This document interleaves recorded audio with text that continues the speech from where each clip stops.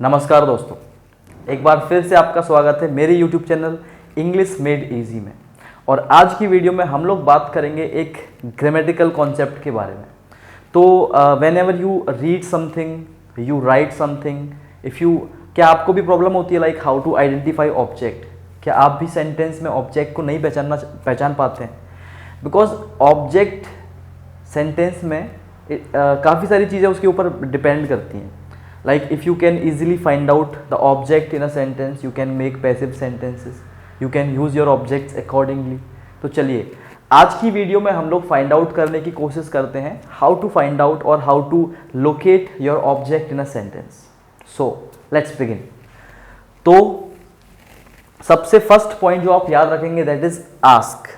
Ask what with respect to your verb. जो आपकी verb है, लेट मी टेल यू, यहां पर वर्ब से मेरा मतलब है आपकी एक्शन वर्ब से, एक्शन वर्ब से, या फिर you can say main verb. ठीक है, तो ask what with respect to your action verb, main verb. If you get the answer of the question what, it means we have object in a sentence. And if you do not get answer of what in a sentence with respect our verb, it means we do not have object in a sentence. So for an example, let's see first sentence. She eats vegetables। तो अगर आपको इस sentence में पता करना है कि इस सेंटेंस में ऑब्जेक्ट है या नहीं है, हमारी जो मेन वर्ब है वो है eat. This is our main verb, action verb. So with respect to our verb we can ask the question what. यहां पे हम लोग इसको लेकर क्या पूछ सकते हैं? व्हाट पूछ सकते हैं। So we can ask what does she eat. वो क्या खाती है? और डेफिनेटली इसका जवाब आपको मिल जाएगा इस सेंटेंस के अंदर, सी ईट्स वेजिटेबल्स। इट मीन्स जो हमारा वर्ड है ना वेजिटेबल्स, वही ऑब्जेक्ट है, because this is the answer of the question what. ठीक है, लेट्स सी अनदर एग्जांपल। अगर मैं लिखता हूं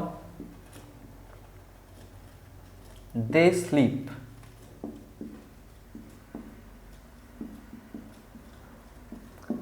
on the floor, they sleep on the floor. यहां पे will ask what with respect to our verb sleep. So अगर मैं पूछता हूं कि व्हाट डू दे स्लीप, वो क्या सोते हैं, definitely it will not make any sense. आप पूछ सकते हैं कि भाई वो कब सोते हैं, कहाँ सोते हैं, क्यों सोते हैं, कैसे सोते हैं, बट आप नहीं पूछ सकते क्या सोते हैं। सो यहां पे you will not get the answer of the question what. यहां पे आपको व्हाट का जवाब नहीं मिलेगा। सो इट मीन्स इस सेंटेंस में we do not have object. अब अगर ऑब्जेक्ट नहीं है तो क्या है? ये जो आप देख रहे हैं ऑन द फ्लोर, ये ऑब्जेक्ट नहीं है, ये एडवर्ब है। बिकॉज यहां पे हम लोग को आंसर मिलेगा वेयर का। वेयर डू दे स्लीप, कहां सोते हैं? On the floor. So this is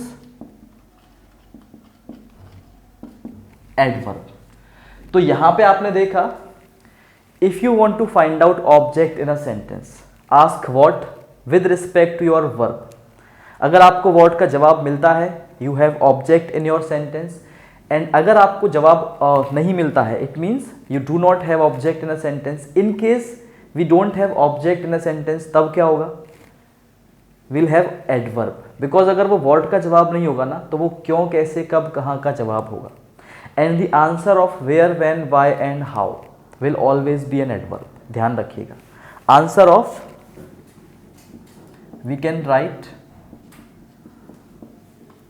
answer of where, when, why and how will always be an adverb। ठीक है ना। अगर ऑब्जेक्ट के बारे में हम लोग और फर्दर डिस्कशन करें तो ऑब्जेक्ट भी आपके दो टाइप के होते हैं, direct object and indirect object, ठीक है। So we have two types of object. Object के भी आपके दो टाइप हो सकते हैं। We have direct object and we have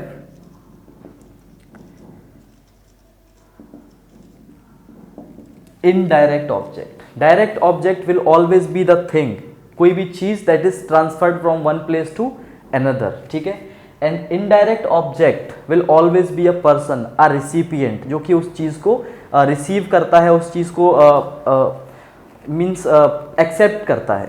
so indirect object will always be a person, और we can say will always be a recipient होगा।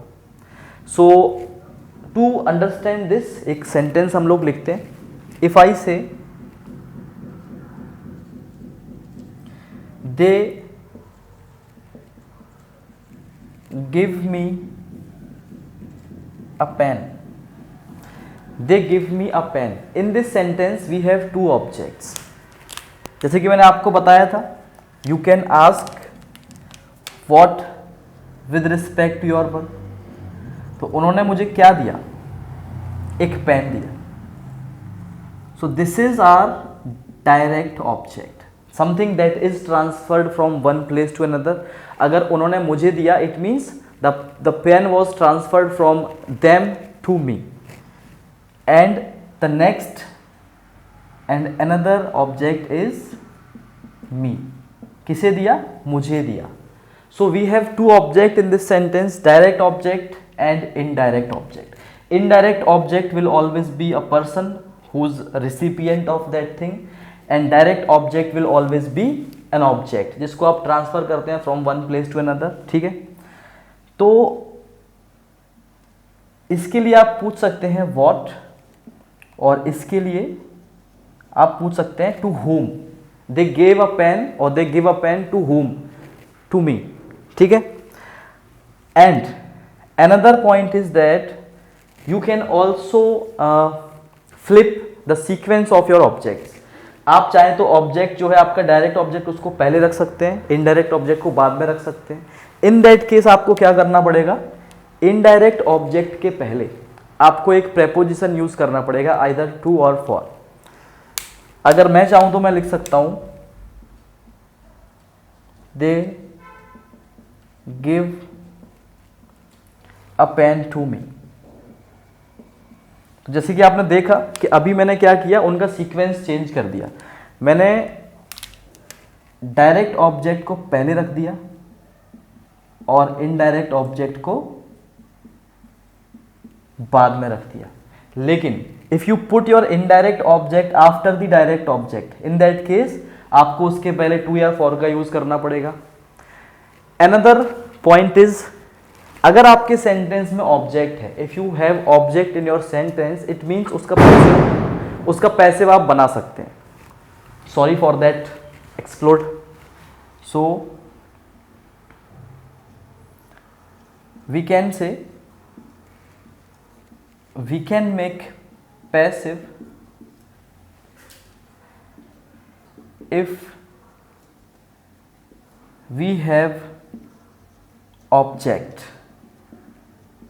in our sentence।